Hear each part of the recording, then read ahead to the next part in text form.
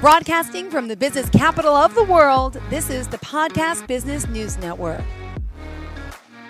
We are back bringing freedom to potential with our dear friend and amazing coach. That's right.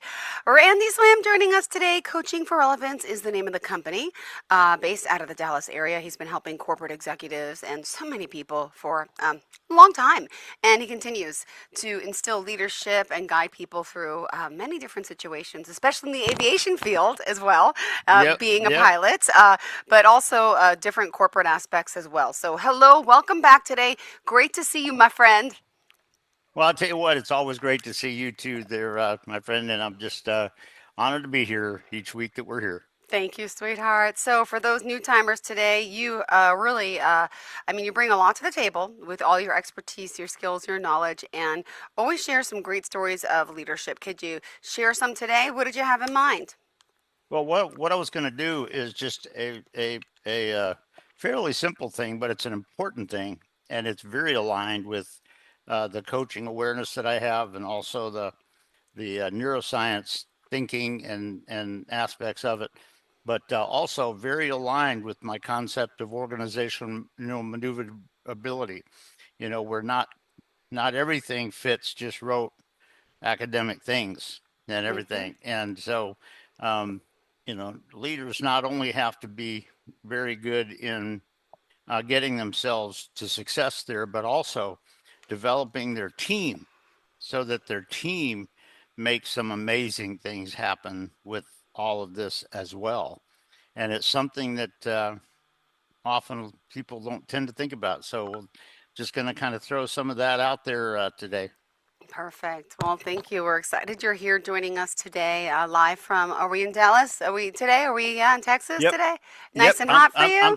I'm still I'm at home right now, but Bedford, Texas, which is basically in the Dallas Fort Worth area, no two ways about it. Yeah, amazing. So, what did you have in mind for us? Still, fill us in. What's been happening in the world? Always hear, love hearing your stories, hands-on stories, and of course, other people that you work with. Well, I tell you, and I see this routinely in a lot of ways with flight crews and pilots, but also people that are working to be leaders and things like that in their team and all. But it's something that is sort of aligned with my organizational maneuverability concept. Um, and people that are leaders need to kind of be aware of this and have a tendency to think about how very many people today kind of get it wrong and they don't really bring it and stuff. And so I'll just bring that out in a very simple concept and everything. But the concept, and I'll just share this, which I think most people realize this already, but the concept of organizational maneuverability that is certified with me um, is is very key in today's world, because you know what a lot of people don't realize, and what a lot of people in today's world have a tendency to do is to just think through what they think is an academic answer to something or whatever. Now, are there certain aspects about that that are applicable?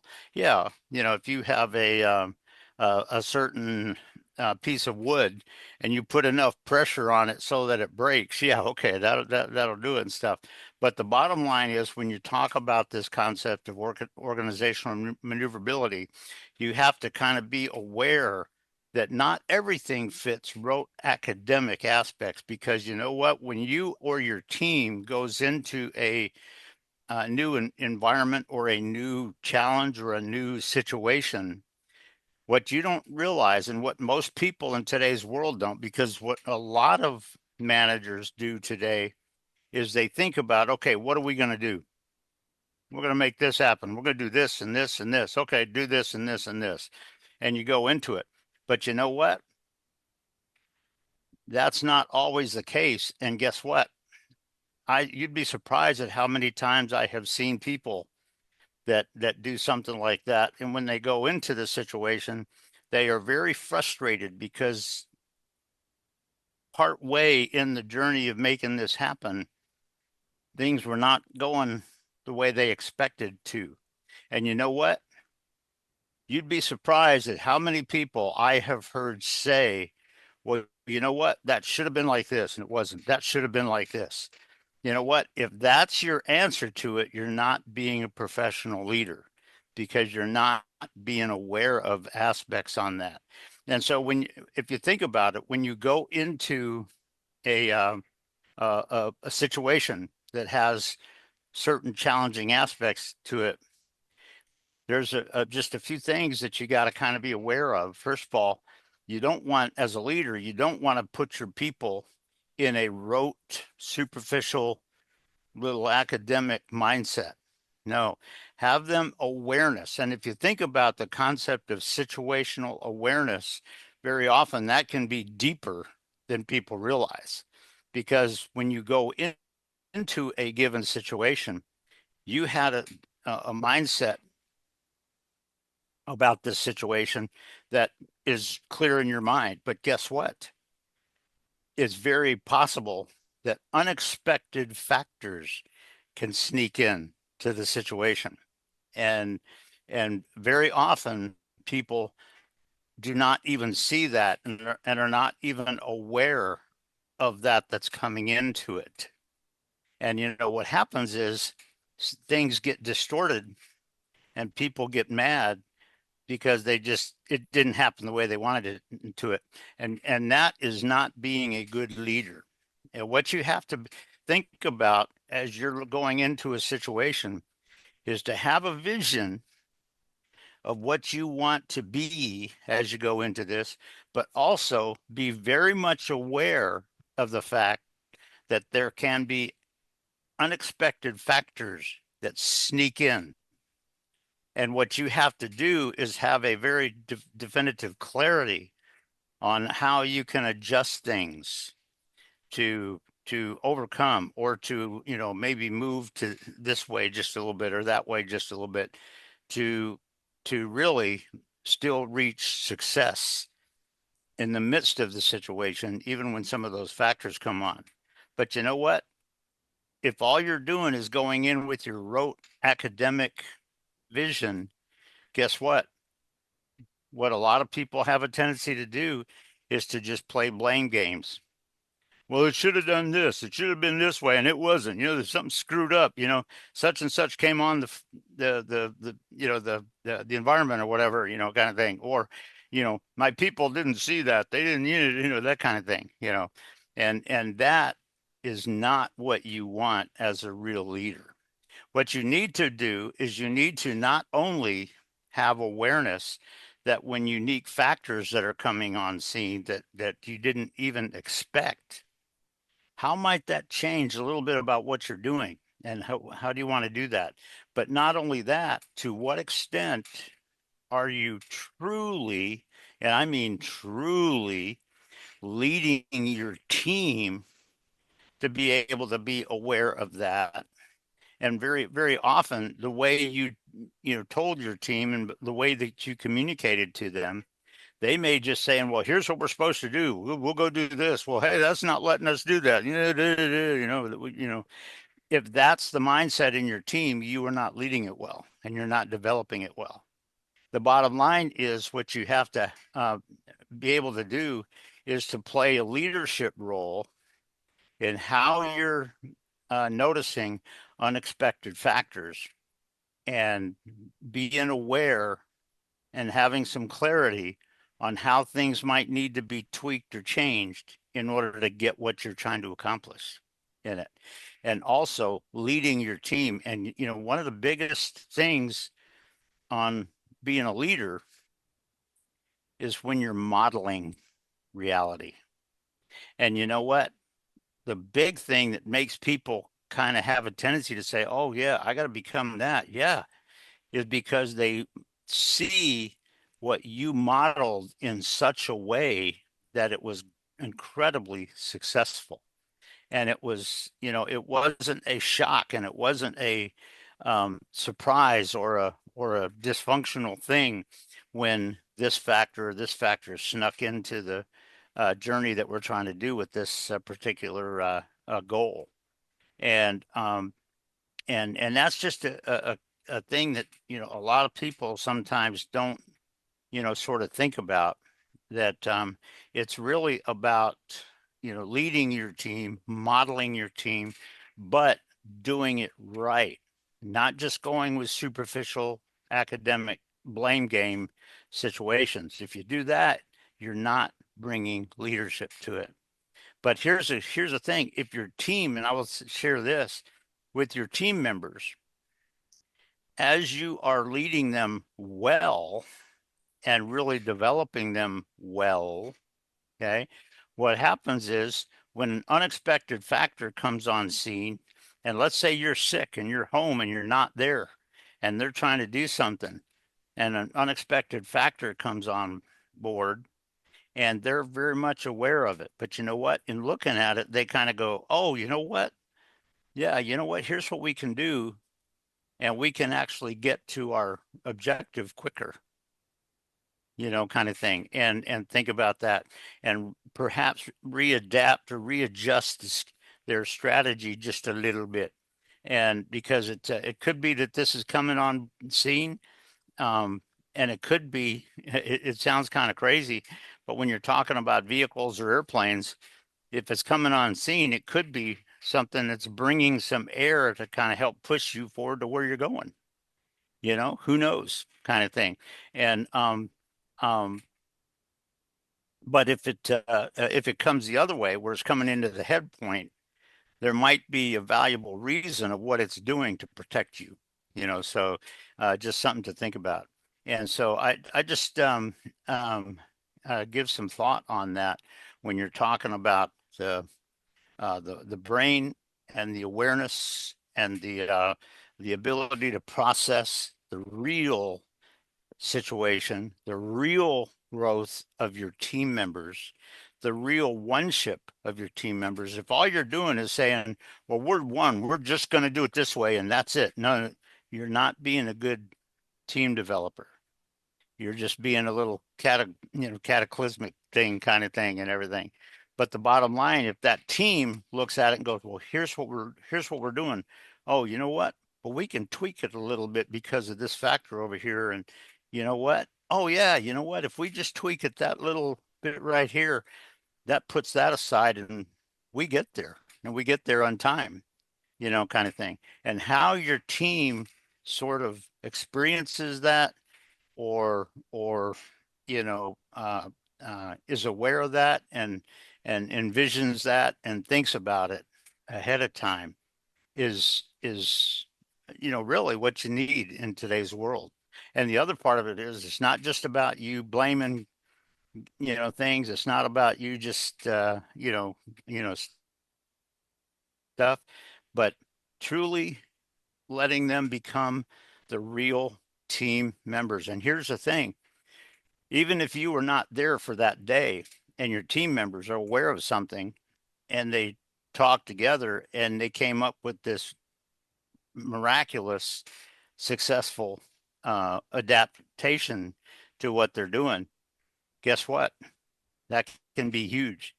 And so it's just something to think about, that when you're talking about the aspect of leadership, leadership is not just about making assumptions, well, it's this, it's this, it's this, so here, we'll just do that, kind of thing, and all that. You need to be careful of those kind of mindsets, but to really have clarity on the situation, but also the real situational awareness, but also the true factors that are applied with it, are part of it, but also perhaps a few of the factors that are sneaking on scene today, and to be able to, come up with the radical solutions in that, in the way you're thinking about it and bringing it together, where you're not just throwing things aside and blaming games. Well, we could have gotten here, but it wouldn't let us, and all that kind of stuff.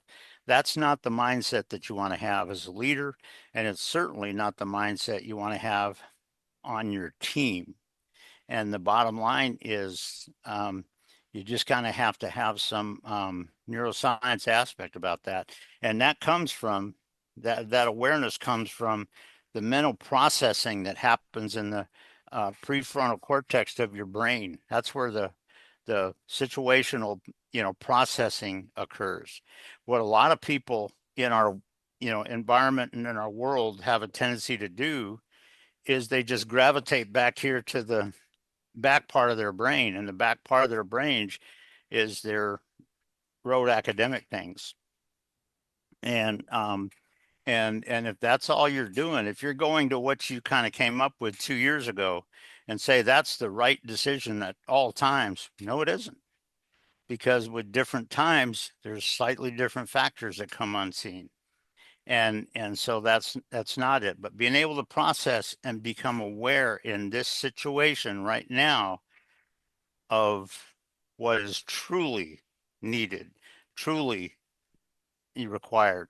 And the team becomes aware of that as a team, as a synergistic team, and they know what needs to be done.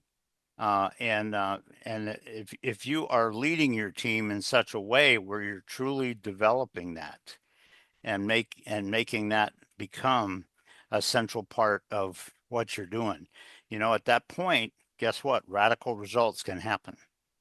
Radical results can happen, and that's where your team gets applauded, kind of thing, and you get applauded for it. But the bottom line is, that doesn't happen just because you go with what you thought at the beginning and it's just a superficial academic thing. No, it's about having an awareness when the changing factors are sort of happening with the strategy that you're trying to work on. Because you know what? In today's world, a lot of those strategies are not just one thing. It's not just go into this and put this together and do this and all that kind of stuff. In today's world, different factors can play into it, and the question is, when those unexpected factors come on, do you, as the leader, do you have the awareness of that, of perhaps what you should do, but also have you developed your team so that they are able to be really successful in those challenging situations that come up that are not just rote academic? And in today's world, that's something we got to be thinking about because, like I said, with the organizational maneuverability, guess what? There's a lot of different things out there. There's a lot of different people that have a lot of different inputs, a lot of different visions, a lot of different aspects about it. And, there are some times, depending on those factors that are coming on scene, there are some times where your team needs to talk together briefly and come up with a unified solution to it and all that. And so it's just some things to think about, that when you're talking about leading your team, particularly in one of the, current environments, the organizational maneuverability, you got to realize that not everything is just perfect, and not everything. And I think we all know this. I got a feeling that you probably have experienced this one time before, and I have too. But guess what? There are times when you look up and go, well, that's not academic. That's not what I expected, kind of thing. And you know what? To what extent is your team trying to really reach radical success, even in the midst of the situation? Yeah. Or to what extent are you making excuses? And you know what? As a leader, what are you truly leading in your team Yeah. for that? If you, and I will tell you that if every situation you are simply making excuses, guess what? You're modeling that. Yeah. You don't want to do that. What I would say is that you consistently model the awareness and all that, so your team really develops that within themselves as they're getting big. So the bottom line is, it's just something to think about when you're talking about rapidly changing, unpredictable environments and organizational maneuverability and all that. And when you're talking about your team and leading it and bringing your true neuroscience awareness Yep. to the place of your processing and how are you really doing this. It is key for what you as the leader need to do, but it's also key for what your team needs to develop in themselves to be truly successful. So just a concept on that of the leadership aspect of it and everything, and that's just kind of what I was going to bring today. Hmm. You bring a lot to the table. And I just got to ask, I'm thinking about, end of school year as a mom, kids, my kids, one's graduating fifth grade, one's going into fourth. So anyway, but Well, I remember when if you you were don't little. mind if you Oh, don't mind me sure. saying, tell them this pilot that you know extends his highest compliments to them. Well, thank you. Well, that's it. I want to try to get them into. I want to be able to give them an experience. And I know there's flight school camps, all that. They're a little young Hmm. still, 9 and 11, but still, I'm trying to remember when you were a little youngin', right? Where did you? Who and someone was it? Your uncle? Your someone helped guide you, right? Like, how did you know what you wanted to be and start? Like, I'm trying to remember your immediate backstory. But when you were younger, tell me about your childhood, right? And then what drove you here? Who kind of helped Well, launch you into the well, pilots, and what? then of course into the Yeah. Air Well, Force.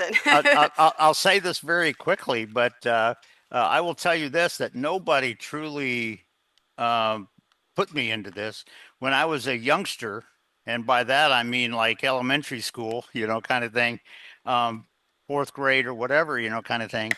One of the TV shows that I watched all every week was 12 O'Clock High, and it Yes, was about yes, yes. the flying in World Yep. War II and all this kind of stuff. And basically, because of that, I will tell you that as a kid, every little plastic model that I had around my room was an airplane model, and it was a military uh, airplane model. You know, a bomber or a fighter, kind of thing, and all that. And and I really, uh, it's interesting because when my parents got divorced and everything, a lot of the dream of that sort of went, and just where I wasn't thinking about it and I didn't know what to do when I graduated from high school. But I went to a 2 year a technical school in a medical field, and I worked in the medical field for about a year and a half. But I will tell you that it was very interesting because there came a time here in Dallas where it was the very first day that the Texas Rangers um, were going to play in the new Dallas stadium, kind of thing.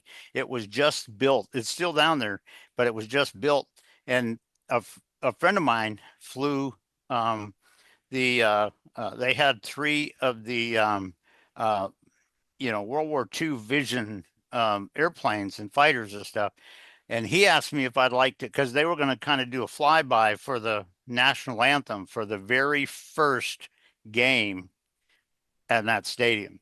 And he asked me if I wanted to fly with him. I said, sure, you bet. And so I got the chance to sit in the back seat and in the back pilot seat and watch this. And it was cool. It brought back a lot of those memories to me. And I was out in a little Cessna 172, which is a four-seat little single engine Cessna out there one time. And I was just kind of going around, and he had an instructor that was in the right seat, and he was just going to be flying it. But taxiing out, he said, "So Randy, do you want to do the takeoff?" And I went, "What?" Like this, and he looked at me, and said, "I'll tell you what, you could do the takeoff, and I'll talk you through it." I Wow. said, "Okay." Well, guess what? That it took off, and as soon as I felt the airplane break the ground under my control for the first time, Mm-hmm. all of those childhood dreams came flooding back to me in about 20 seconds. Wow. And immediately I applied to go to college, and I got accepted at the university that was my favorite university, which was North Carolina State. Go Wolfpack, kind of thing.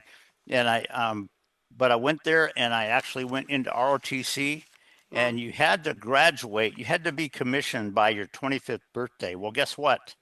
Ah, The last thing that I had, because I was older, the last thing that I had is had to take a summer session course, and my birthday is June 28th. oh my goodness! Happy almost birthday! This is exciting.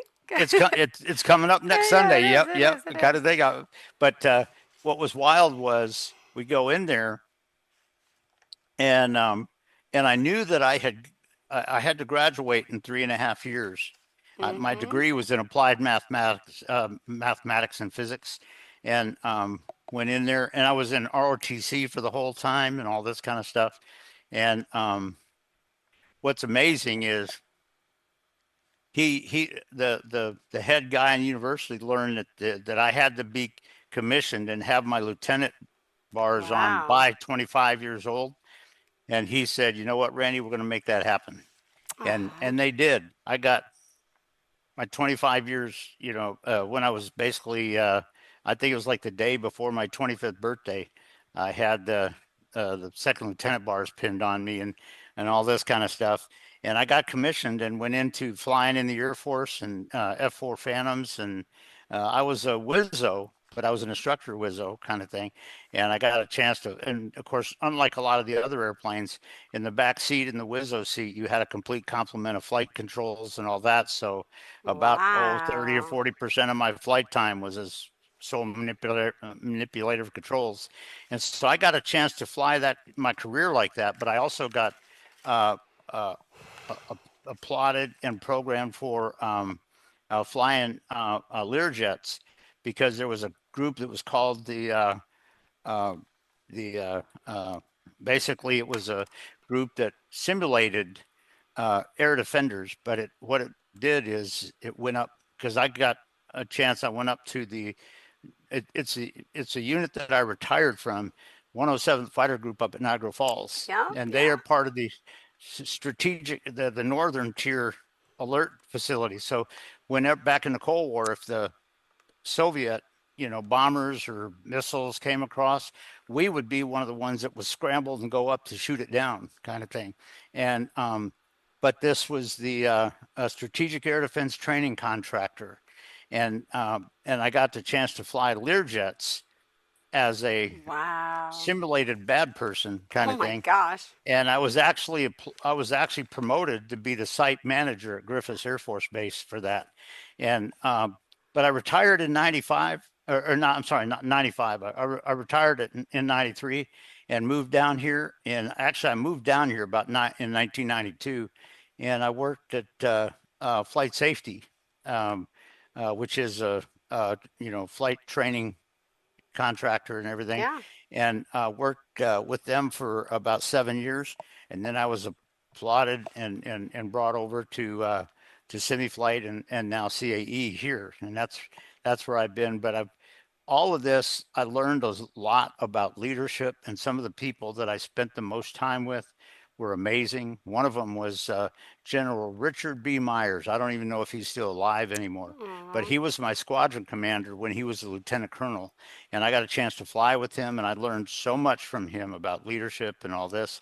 And so, in addition to being here for the last 27 years or so, I uh, I also became a certified executive coach, and I also got together with good colleagues over in Germany, and I actually have been approved as a certified master level neuroplastician with NPN Hub over there, and that's just an knowledge and mental awareness of the brain and how it works and what you need to be aware of. And that's what I bring a lot to leadership and all of this sort of stuff. So it's just a kind of thing. And guess what? That's what I'm still doing. And I will tell you that I've had a lot of people ask me when I'm going to retire, and I look at them and I go, I'm going to retire when I take my last breath, because you know what? I am going to run through the tape. And that's what I tell people. I'm not looking to just sit around and whatever. I'm looking to make a difference, not just that people remember my name or whatever, but hopefully people that I connected with and they learned something or whatever, that it made them different and made them awesome going forward. and that's what I want to leave, and that's what I'm about. So Thank you. Well, thank you so much, Randy. We love you, love hearing your stories, and I love that you're here to help. If someone does want to reach out, tell us how we do so. okay, they can actually reach out to my if you go to my homepage on my website of coachingforrelevance.com. Hmm. What you can do is you go down to the very bottom of the homepage, and you'll see my email, and you'll also see my cell phone number.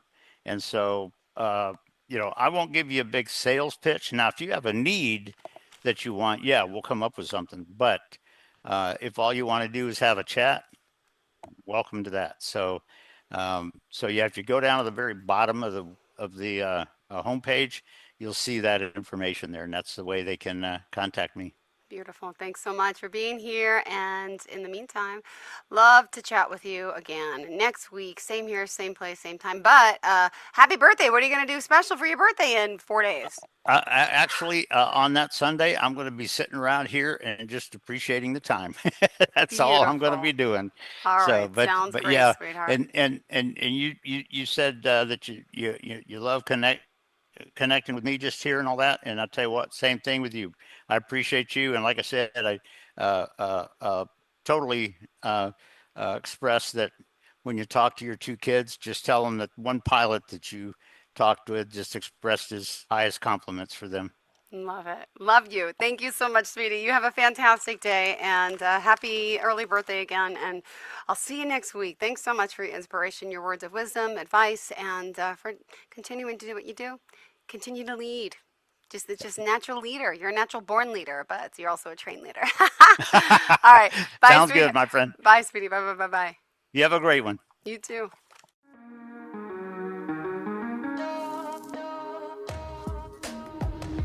Broadcasting from the business capital of the world, this is the Podcast Business News Network.